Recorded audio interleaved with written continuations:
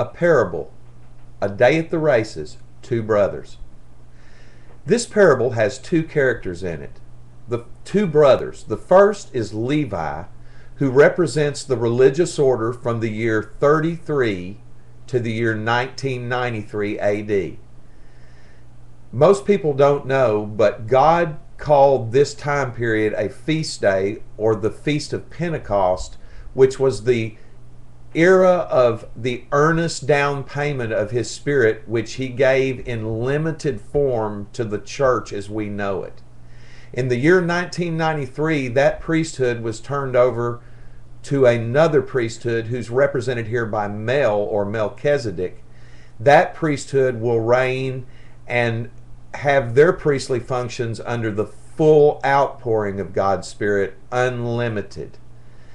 Each one of these eras is represented by a feast day in the Scriptures. Pentecost representing the first era from 33 AD to 1993 AD, and from 1993 on represented by the Feast of Tabernacles. With that in mind, here's the parable. A day at the races, two brothers. There were these two brothers, Levi and Mel. Now, even though they were brothers, they were as different as night and day.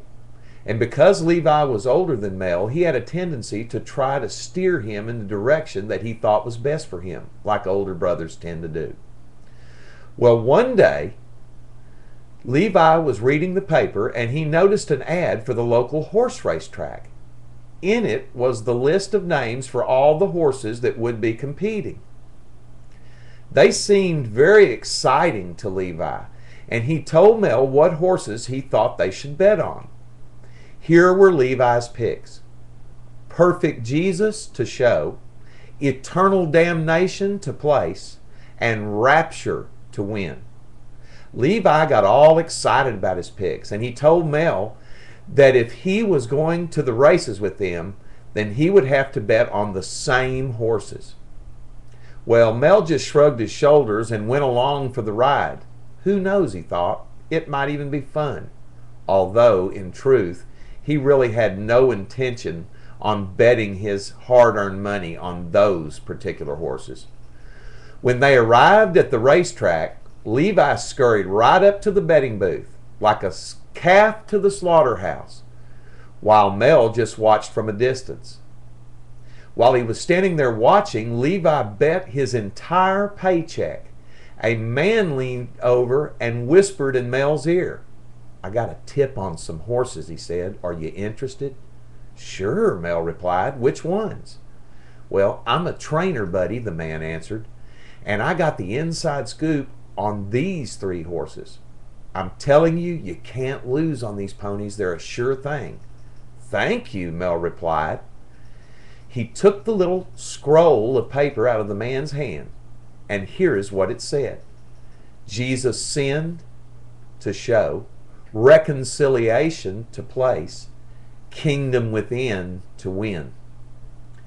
Well, after that, Mel had a good feeling, so he ran up to the betting booth to make his wager and let his brother Levi in on his good fortune. But Levi wasn't interested. He had already put his money on his own choices. "Who was this guy?" Levi spouted. "Do you trust him? You need to bet on my horses. You are deceived, Mel, and you're making a big mistake." Levi got so agitated at Mel that he refused to even sit with him during the race. Mel went to the upper balcony while Levi stayed at ground level. Well, the horses came bursting out of their chutes, and Levi's horses started out strong. Then, just as the race was about to reach the final stretch, here came Mel's horses. They passed Levi's horses and finished ahead of his by a nose. The crowd went wild. After the race was finished, Mel collected his winnings. That evening, Mel took his brother to a celebration dinner. He wanted to patch things up and let bygones be bygones. When they got to the restaurant, Levi began to rag Mel for not letting him in on the bet.